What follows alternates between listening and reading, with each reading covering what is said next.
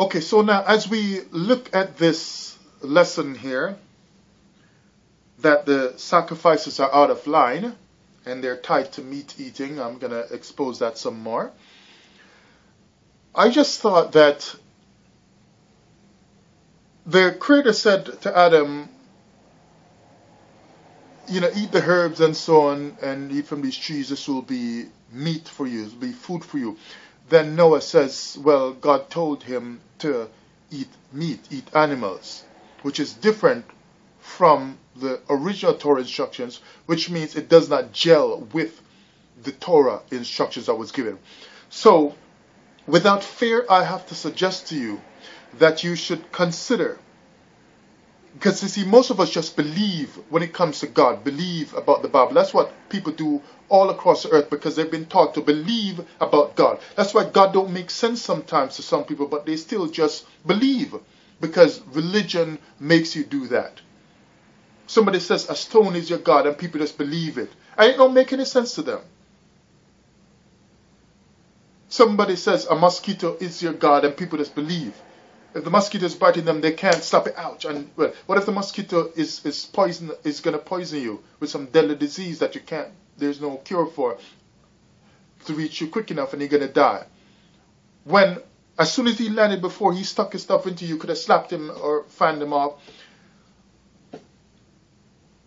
But because you believe he's God, he can kill you. It don't make any sense, but you just believe. So now, if you look, even supermarkets are letting you know the real proper food that you should eat above. Now, they'll sell other foods that are made in a factory, or manufactured in a laboratory, and then put in boxes and so on with many chemicals in them and so on that help to make that food. But supermarkets oftentimes have the fruits right by the entrance when you get in. Most of the supermarkets I've taken note of, maybe not in all cases, but a lot that I've taken note of recently, they have the vegetables and so on and the fruits right by the entrance. Somehow you get the message subliminally that this is a food store that you're in. This is food for people to eat. And you pass by all of that. And then now if you want the other stuff that's made by the hands of man, then you can go further into the store. And so for a while now, what I've been doing is I count the food in my basket and say, how much of real food am I putting in this basket? That's how I've had to do to train myself, to change my life. So even supermarkets are telling you that. Now look at Habakkuk chapter 1, verse 3 to 4 and verse 12. Why dost thou show me iniquity and cause me to behold grievance? For spoiling and violence are before me, and there are that raise up strife and contention. Therefore the law is slacked, and judgment doth never go forth for the wicked. For the wicked doth compass about the righteous. Therefore wrong judgment proceedeth. He's saying the law is slacked. The Torah is slacked. Wrong judgment proceedeth. You can take an idea from that this prophet is trying to say things are out of line.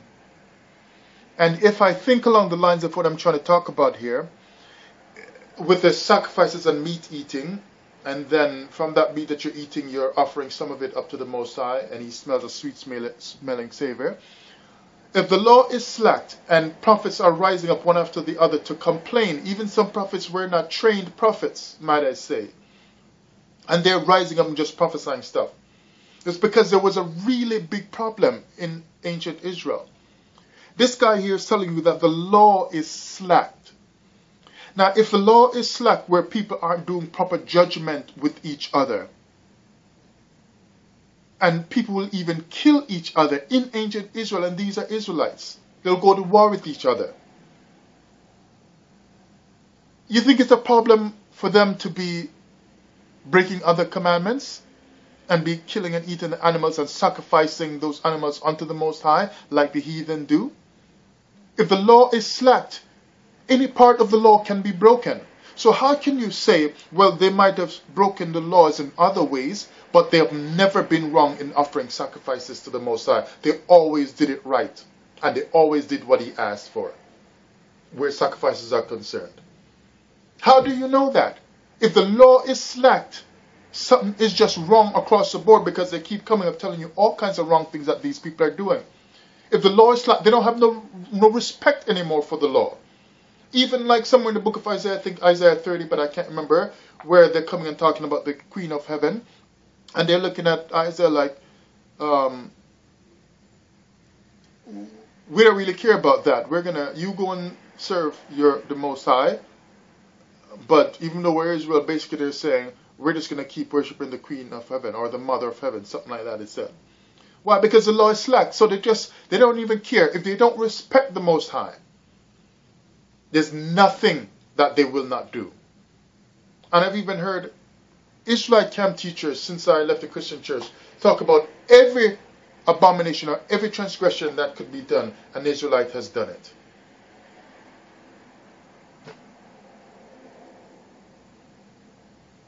So you have to look at the heavy things that they were doing, or the things they were doing in a heavy way, like in this lesson, the sacrifices, and you gotta wonder, could there be something wrong with the offering of sacrifices? People who are into some Eastern religion, or a lot of the Indian cultures, and people into New Age movements and stuff like that, these people seem to have some kind of oneness kind of thinking with the earth, with the cosmos and so on, that they don't want to harm anyone and so on. Sometimes they won't even go to war, things like that. And they just believe in non-violence, things like that.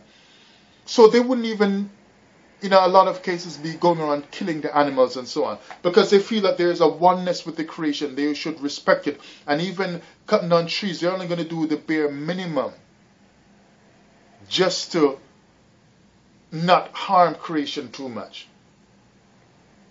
The way they use water, they're only going to use up what they really need. Instead of just, like, they live better on the earth. And you're telling me they're going to see something running on four legs with two eyes, and they're going to just make a habit out of just killing that and sacrifice it unto a god that they made up, or their fathers made up, and told them this is Chemosh or whoever, whatever they're worshipping at the time, and say we should worship it, and then the Israelites are going to practice that too and feel this is right. So you got some of these people who won't even kill an animal because they believe it is wrong against nature, wrong against creation to do it. But an Israelite don't mind crossing that line to saying this is actually something we're doing to worship God, the Creator who made them. We just slaughter thousands of them at a time for sins that we committed that the animal is not guilty of. And this will make us more righteous when we take one life. And I'm going to deal with that one day, about it's a substitute, and show you how really ridiculous that is.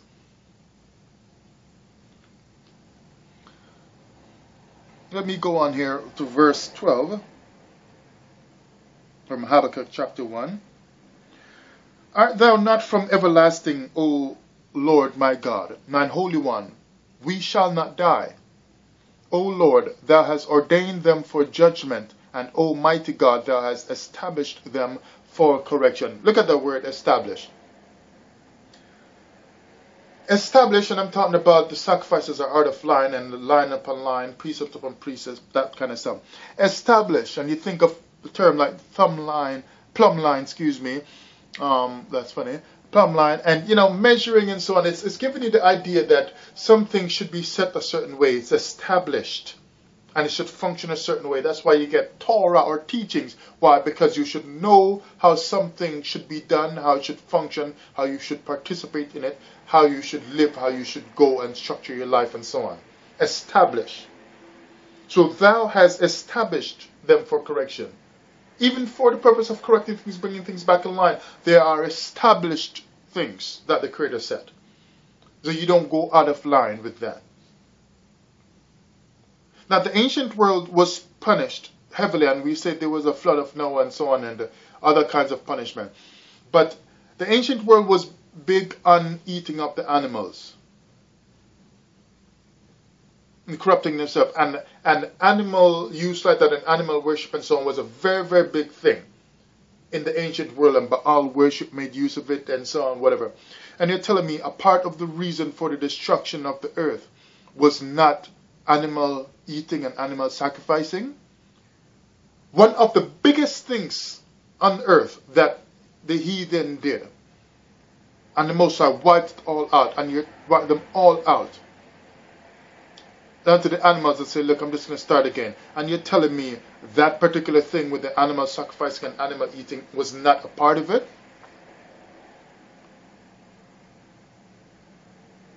Because if punishment is going to come because the earth is that far gone, the Most High can't save them anymore. There's just no reasoning with these people on the earth.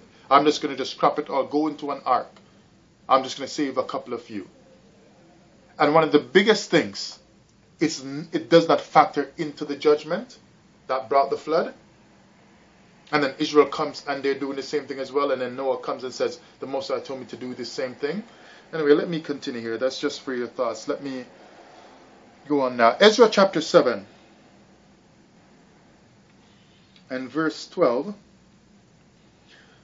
Here it reads, Artaxerxes, king of kings, unto Ezra the priest, a scribe of the law of the God of heaven, perfect peace, and at such a time.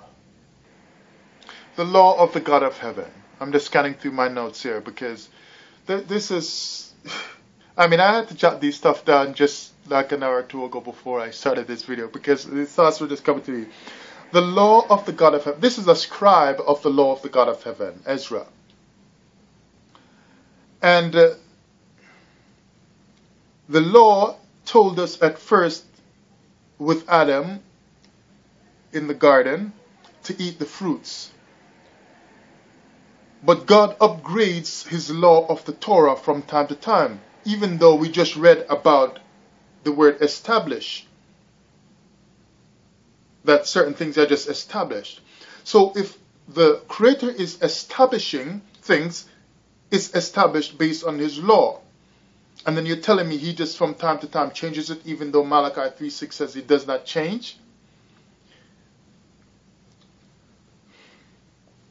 The thing is established, yet he needs to keep changing it. Does that make any sense? Prophets are going to come along and tell you that the established way that the Creator made needs to be changed because God said to start eating meat now in Genesis chapter 9. Why was there an establishment in the first place? Does Torah change and bounce all over the place? This is the same Torah that they told us was used to create the earth. And the scripture says he sets the earth on its foundation and so on, and it does not move.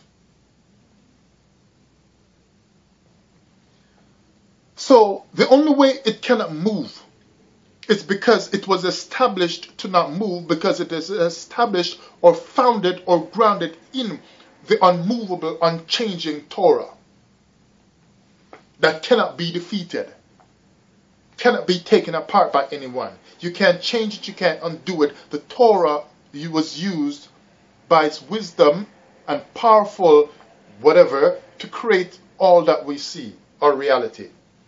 And it made an earth that cannot move. So it has the power to establish things that should not change. I'm going to read more scriptures on that too. But the same Torah that does not change, yet we are told that in Genesis 9 it was changed. No, you can start eating meat now. And so now I got another commentary. I'm going to do another lesson on this Genesis chapter 9 with Torah and show you how another author is exposing this, but he's kind of scared because he's not like me who just wants to lose some credibility. I don't have any, so it's not for me to lose, but he was a very well-educated man and very well accepted in things biblical and his letters behind his name. So he can't lose any credibility, so he just goes runabout. He's trying to tell you that something's wrong with Genesis 9 changing to meat eating, but he just wants you to finalize the thought in your mind yourself. So I'm going to come with another lesson on that one day. But this reliable, unchanging, dependable, and foundational law is eternal, such that this Torah created the earth which cannot be moved, but this same Torah can be upgraded from time to time. That does not seem right. Eat the fruits and herbs, Adam, but Noah, you should now observe new teachings from my same unchanging Torah, and cannibalistically eat meat from the body of animals. Every time I think of this animal eating stuff, the picture comes to my mind like you're just out in the wild and you see an animal running, like some deer or whatever animal, and you just run and chase him and you just grab him and bust in the side of his belly with your teeth, just ripping out his flesh, starting to eat. You just look like another animal yourself. But because you're a human, you'd rather carry him to an altar or in your kitchen altar and eat him. And if it's a holy day, then you do it before the Lord. And you burn it to get smell up to heaven, to stink up heaven, and say God likes that smell. Because every time you see some strong smell of burning stuff, don't you hold your nose and you walk by? But the Lord smelled a sweet-smelling savor. He smelled a sweet-smelling savor. Like, I just can't understand that one. Like, can you think of this? Can you think of it for yourself? Don't be too religious when you think of it. Just be just be a human for once. Every time you read the Bible, do you have to read everything only in a religious manner? Can't you read it in a religious manner and then also say, I'm just going to read this as a person. I'm just a man, I'm just a woman. I'm just going to read this just like I'm just reading it. And see if it makes sense. Get out your regular dictionary and sometimes put away your damn Bible dictionaries. Because you read them already. And now read a regular dictionary. And think the thing through and see, does God tell people to do these different things in the scriptures?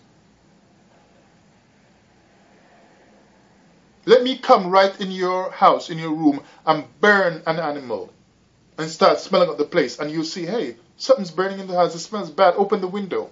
But God smelled a sweet-smelling savor coming up from the Israelites, burning flesh. And we say that is holy and right and good. So Noah, though, with these sacrifices that are out of line, he sometimes got drunk apparently, because the scripture says he was drunk at this certain point, one point. So now, being drunk, I would have to think, if he's writing this kind of stuff, I mean, it could have been added by someone, injected later, or something like that, or whatever. But I know you don't like that, but I don't like what's written as well. So why should you not like something I'm saying, and I can't not like something else that's written or that you're saying? So this Noah that was drunk, sometimes it seems, he might not have walked a straight line all the time, or someone did something to the text to show that he was not walking a straight line. But to let you not see that he's not walking a straight line, they tell you that God actually told him to eat the animals. But if he's drunk, he's not always walking a straight line, because the Most High, his El, told him to eat the animals now. Or you might like Elohim. Yet this same Elohim had told Adam a different foundational and initial instruction: herbs, stuff from the trees, grows from the earth, this is what you eat. But a different instruction comes later to Noah, telling him he can eat some other stuff. Now let's look here at Jeremiah chapter 31. I'm going to go to a nice scripture that we like to read a lot, with a lot of promise in it for the Israelites. But I'm going to talk about it slightly different. Jeremiah 31, verse 34 to 39.